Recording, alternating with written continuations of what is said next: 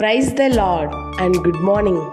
ప్రభువైన యేసుక్రీస్తు వారి అతి శ్రేష్టమైన అత్యున్నతమైన నామంలో అందరికీ వందనాలు. ఈరోజు దేవుని వాక్యము, యెహోవా మమ్మును మరచిపోలేదు, ఆయన మమ్మును ఆశీర్వదించును.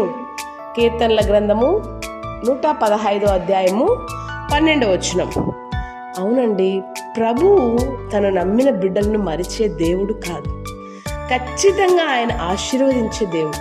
పిన్నలనేమి పెద్దలనేమి తన యందు భయభక్తులు గలవారిని యెహోవా ఆశీర్వదించును అని పరిశుద్ధ గ్రంథంలో రాయబడుతూ వచ్చింది.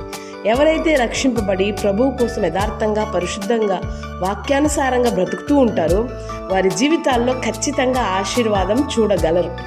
అలా దేవుని ఆశీర్వాదం పొందుకునే యథార్థమైన భక్తి జీవితం మనందరికీ దేవుడు దయచేయునుగాక. దేవుడి మాటలు దీవించునుగాక. May God bless you all. Amen.